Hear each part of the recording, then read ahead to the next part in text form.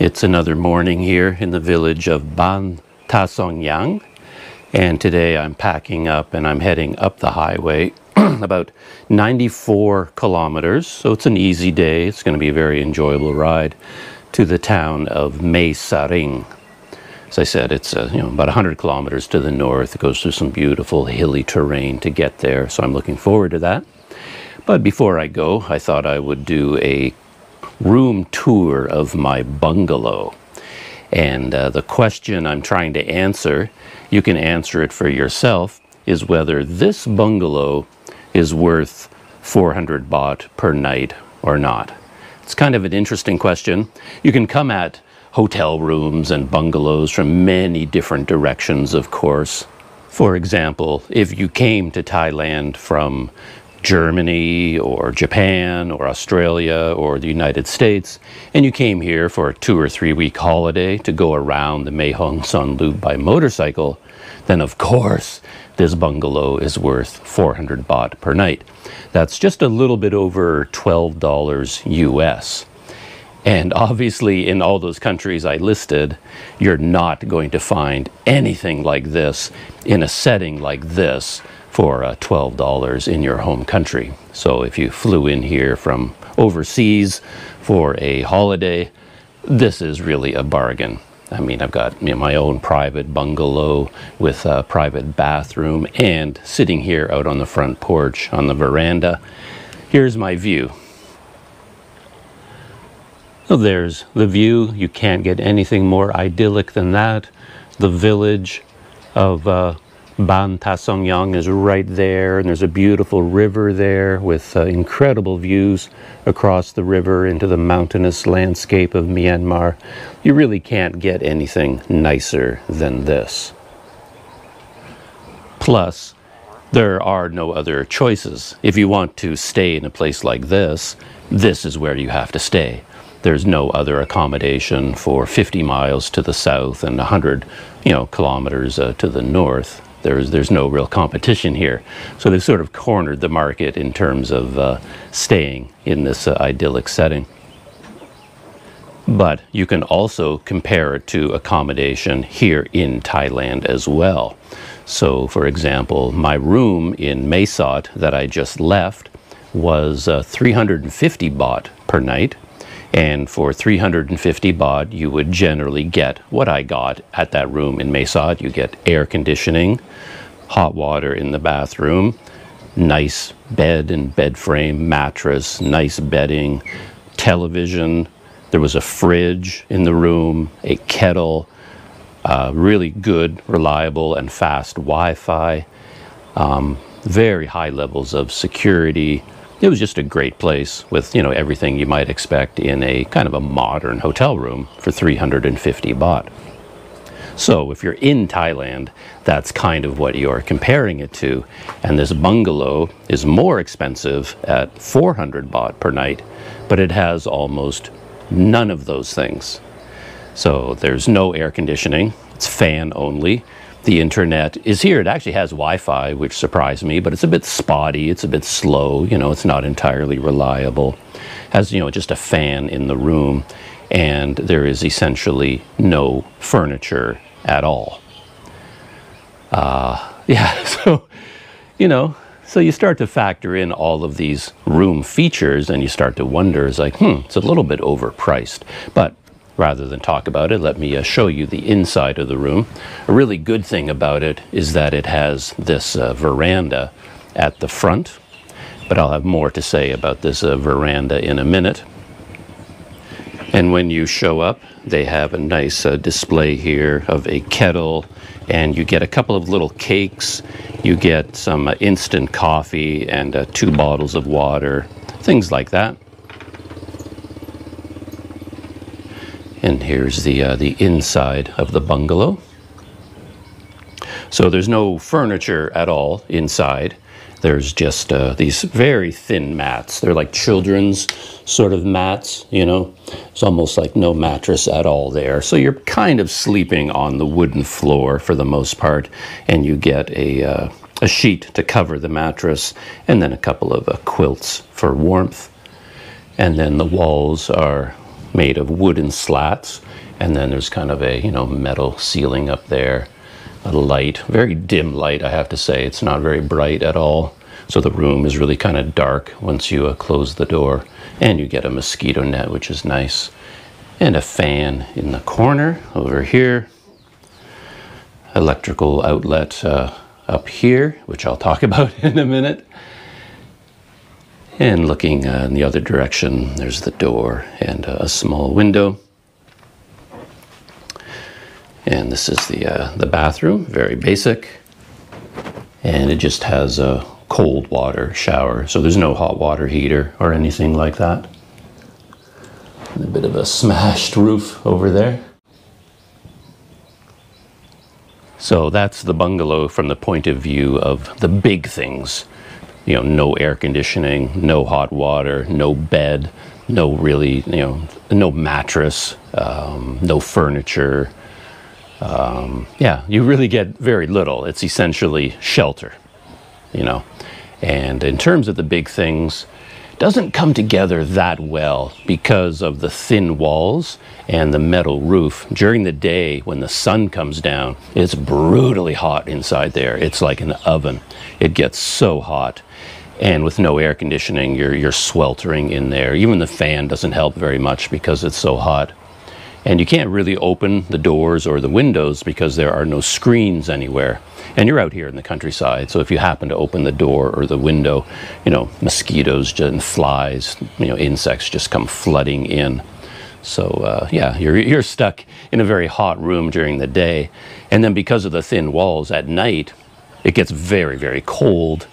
And me, I'm a bit of a tall guy, and even the coverings that they supply here are way too short. They don't cover my body, so I can either have freezing cold shoulders or freezing feet, sticking out from the bottom. So in terms of the big things, it's not the most comfortable place, and you kind of know that going in. When they show you the bungalow, it's like, oh, it's basically a wooden shack. With cold water in the bathroom. That's what you're getting for your 400 baht per night.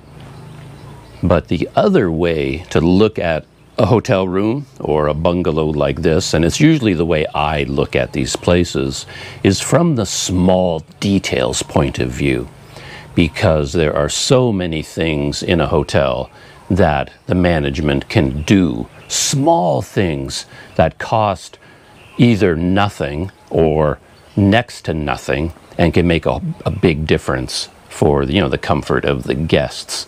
And I tend to look for those things quite a bit. I'm very detail oriented, and I look at a place like this and I think, well, if I were the management, what would I do? What are the things I see? Because as a guest, I have fresh eyes. I see everything fresh, and probably I notice things, that the management or the owners don't notice themselves.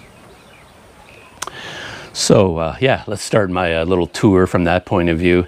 And I guess this isn't really a big thing. It's kind of a big construction thing, but it's something I've noticed, that the main advantage of this bungalow is the setting, where you are, looking out over this incredible landscape. So that's the main attraction of staying here. And they built these benches out on the veranda, but the benches all face in the wrong direction. I want to look in this direction. I come out here with a cup of coffee. This is where I've been spending my time because it's not comfortable in there. But notice how I'm sitting right now. I'm twisted because I want to look in that direction, but I can't because the bench faces in this direction. So if I'm sitting over here, I'm looking over here towards the other bungalows. And here's, the other bench. And if I'm sitting here on this bench, I'm facing my bungalow. So I don't want to be facing this way as I'm enjoying my coffee, and I don't want to be facing that way.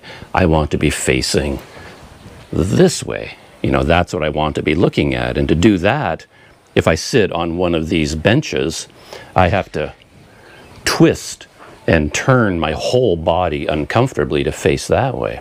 So I appreciate the effort they put into building these benches, but I don't know, they're just not right. They should be flipped around somehow so that you just have a railing here, and then the benches should be facing out in that direction.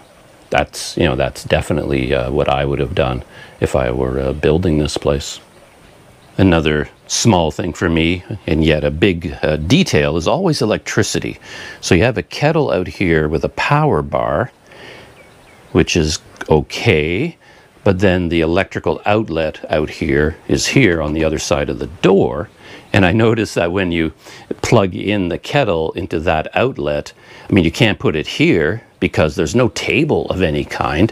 That's something else. I think they should definitely put a table here. A very inexpensive table would be amazing, and it would increase the value of this place a lot. And then you could put the kettle on the table, right next to the electrical outlet.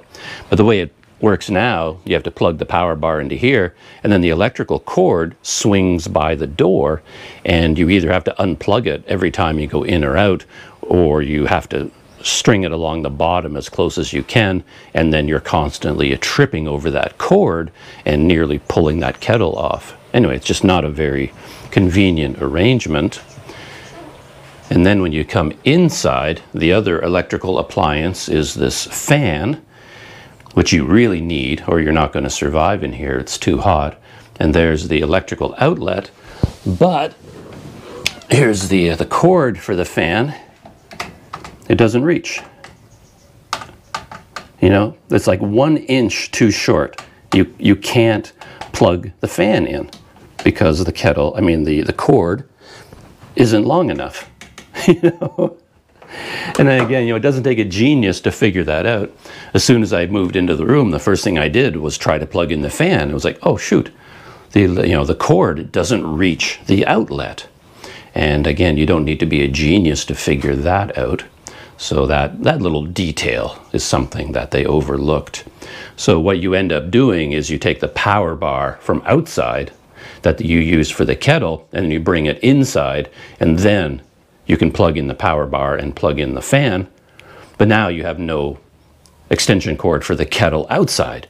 So you have to choose which one you want to use, the kettle or the fan, or you have to bring the kettle in here and put it on the floor, which is what I ended up doing.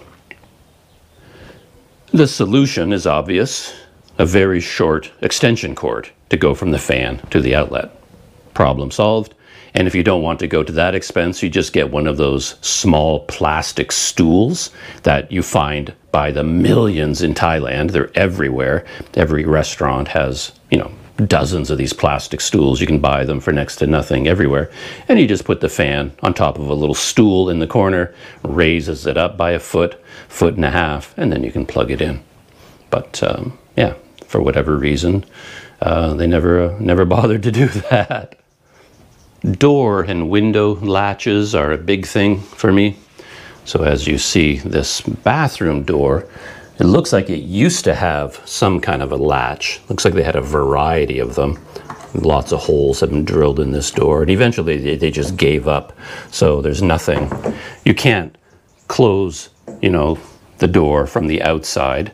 And if there's a bit of a wind blowing, I've noticed, the door just bangs all night long because you get a breeze through here and then it just blows on the door. So you have to find a way to hold that door closed.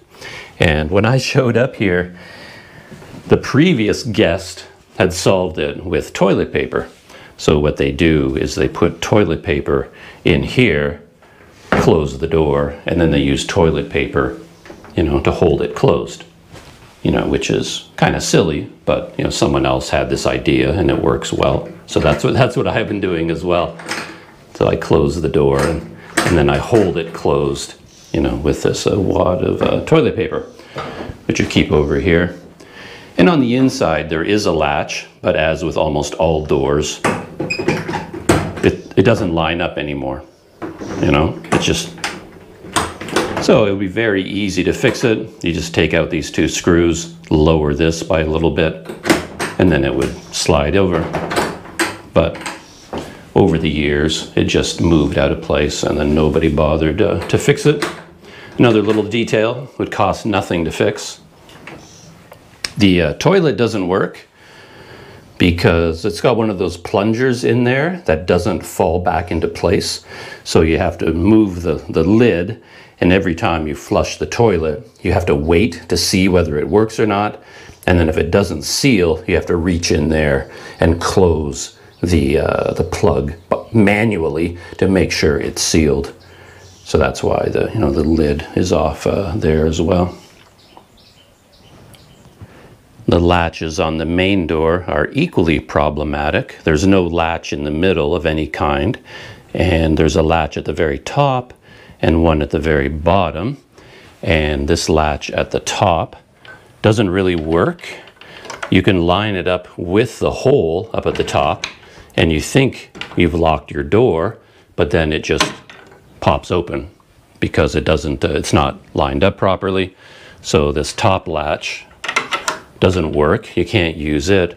So your only option for closing the door is that latch at the bottom, and it's really hard to reach because you're, you know, bending all the way down to floor level, and the door wants to swing open, and then you have to, you know, get that down. And that one does stay in place, of course, but then every time you go in or out, you have to bend all the way down to the door, down to the floor, and fight with this gizmo to try and open it and close it. And here, with no furniture and no mattress, you're basically lying on the floor.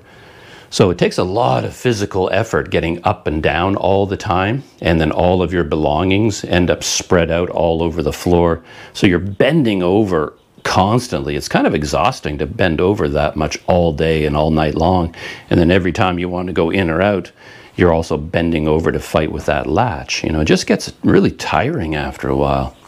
And I keep thinking there's such an easy solution, because all you really need is one of those very simple hooks, not even a latch, you know, but just one of those little, you know, metal circles you screw in on one side, and you have a little loop on the other side, a little hook, and then you just drop the hook into place and it holds the door closed. That's all you need, but nobody ever seems to install those. Continuing with latches, we've got this gate that closes off the veranda, and it's kind of a useful gate because I think a lot of people store food up here. Like I noticed my neighbors, they tend to be Thai people, and they come with like large amounts of food, and they're cooking and enjoying picnics out on the veranda. And there's quite a few local dogs, of course. So if you leave all your food out here overnight, the dogs are going to come looking. So you want to be able to close the gate. And I guess perhaps it could be a safety thing for young children. But of course, this latch on the gate doesn't work either. You know, it does not hold the gate in place at all. And again, that's a very easy fix. You can either adjust the latch, or you just get one of those little hooks instead of a latch. That would be my way to fix that problem. I find one big advantage when you have a bungalow made out of wood like this is that it's so easy to screw things into the wood. So it would be very, very easy to put in all kinds of hooks, bookshelves, shelving units, anything like that that is very convenient for the guest. But here they haven't really done any of that. They haven't taken advantage of it. There is one, it's a nice touch right here. You can see there's a hook here where you can hang a jacket or something. Piece of wood, that's been nicely varnished. And then you can hang your jacket up there. But that's it. That's the only convenience that they've put into this entire room, even though they have all these exposed beams. And it would be so easy just to put hooks in everywhere to hang up your towel, hang up your jacket, hang up your clothes, whatever it is you need to hang up. And here would be a perfect spot to string some simple bookshelves, from this piece of wood to that. It'd be so easy to do. And it would make the room, a lot more comfortable, a lot more livable. So that's definitely what I would do. Same thing in the bathroom, actually. I'm a big believer in shelving units, and there's nothing here. Even though you've got this wood over here, you could put in a little shelf, and then you could, put your soap and shampoo and things on the little shelf. But there's nothing here. Funny thing is that the mirror is also too low for someone like me. So what I often end up doing is angling it upwards. So normally, this is what I see. My head is cut off because the mirror is too low. But then I take the roll of toilet paper, put it underneath the edge of the mirror at the bottom. Basically, it tilts the bottom, and then I can actually see myself in the mirror. So that's how I fix that particular problem. I have to angle the bottom of the mirror out so it points upwards. Then I have to remember to take that away when I'm checking out. And this is another kind of pet peeve of mine. It's not in Thailand specifically, but in countries all around the world at these hotels, they basically have the rules. This place has 4 pages of rules, and I did Google Translate on these, and they are pretty much what you'd expect. Basically a list of 10 items here, everything you can't do in the room, all the rules about how to behave, and also telling you over and over again 2 things. 1, whatever you damage or break, you have to pay for. And 2, anything you lose, if anything gets stolen, if anything happens to you or any of your possessions while you're here, they are not responsible in any way for anything. So basically, when you read through these, what it tells you is the hotel is responsible for nothing. You are responsible for everything. That's basically the message that comes across in all of these documents. And I get it, it's a legal thing. But I keep thinking there must be another way to word this, sort of soften the blow a little bit, make it feel more welcoming, more friendly. For example, there is a message on that board that says, make sure to bring all your belongings with you. Don't leave anything behind. If you leave anything behind, we are not responsible in any way for anything you lose or leave behind. And yeah, I kind of get the message, but if I were the management, I would probably approach it from a different point of view. I would write, if you do, first of all, make sure to bring all your belongings with you. But if you happen to leave something behind and we have your contact information, we will do our best to reach out to you and return your belongings to you or let you know what you've left behind. We will do our best to help you out. However, we can't be held, responsible for those items if you do leave them behind. But we will try to, if we have your contact information, we'll reach out to you and let you know. But please, make sure when you pack up, don't check the room over and don't leave things behind. Just kind of meet people halfway and be friendly about it. And I think I would start these message boards with something a little bit more friendly, like everything here is all the rules. It sets up this antagonistic relationship between you and the hotel management. And yet, the whole point of these bungalows, the whole point of any hotel, is to provide a guest with a interesting, enriching, nice experience when they're staying here. So there should be something up there like, welcome to our bungalows. We hope you enjoy your stay in this beautiful setting. We're very glad you have chosen to stay with us, and we hope you have a wonderful time. And if there's anything we can do to help you enjoy your stay in this town, let us know what we can do.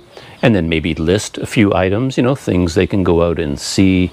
Where is a good place to get a cup of coffee, a little map of the region, beautiful lookout points where you can go, a map, like I said, just to give some information to help the person enjoy where they are and offer to help them out in any way, during their stay here.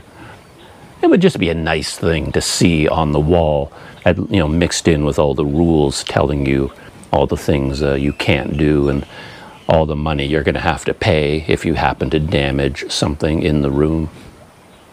I could go on. I tend to have a lot of thoughts about hotel rooms and design, especially when it comes to small things that you can fix. But I guess the question is it worth 400 baht? In terms of the local market, not really. It feels to me like it should be priced at 300 or 250 maybe, compared to what you can get in other hotels here in Thailand. But of course, you can balance that out with the setting, and that's what makes this place unique. And with that thought, I will turn the GoPro around again, to show you the setting. And it's quite a special place from that point of view. And you're paying a premium for the views that you get from here. It's quite an interesting place to stay. If you come during the rice growing season, these fields will be flooded and full of brilliant green rice. So that's very interesting to see. And as you can see right now, the fields over there are filled with cattle. So it's quite interesting to go walking around this area and see all the farmers at work. So it's a very beautiful place, quite a special place in this part of Thailand. And with that, it's time to leave Ban Ta Song Yang and hit the road. I've got my scooter all packed up and ready to go. Just to quickly follow up from my little discussion of the bungalow, whether it's worth 400 baht per night or not, I've jumped ahead to the town of Mae Sarang. It's a beautiful ride to get here, very fast. It's not that far, but a beautiful ride over some mountains to get here. And I just arrived a few minutes ago, and I took a room at the Mitari Hotel. They have 2 or maybe even 3 of them here in town, at least 2. The Mitari 1, the Mitari 2, and I believe this is the Mitari 2 hotel. And I got a room here for 450 baht. I got that price just showing up at the counter. I didn't book ahead or anything. I just went up to the desk and they showed me this room and said it was 450 for the night. So the bungalow is 400. This is 450. So it's only 50 baht more, which is like $1.30 US or something like that. But you get the full range of hotel services. So it's an actual hotel room, you know, just to show you what the place looks like. It's a large room. So double bed, big window over there, air conditioning, of course, really solid, fast Wi-Fi as far as I can tell. Got a nice table with some stools over there, refrigerator, big mirror over here, TV, and yeah, some furniture over here, which is really nice, some drawers and cupboards and a place to spread out all of your stuff.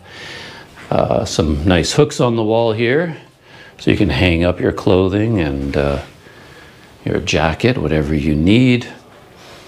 The latch, look at that, pretty impressed. Works perfectly, nicely lined up.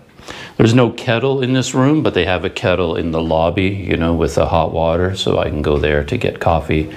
A nice light above the bed, which is kind of cool because it has the light switch here, and this other switch controls the big fluorescent light up there, so you can control all the lights right from the bed, which is nice. And finally, a full bathroom, and of course this bathroom comes with a electric hot water heater.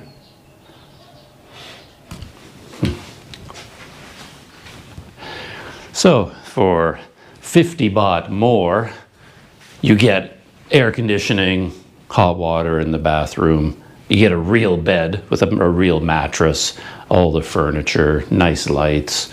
You know, everything in this room is absolutely fine. So, yeah. Yeah, that bungalow is overpriced, of course, I think at 400 baht.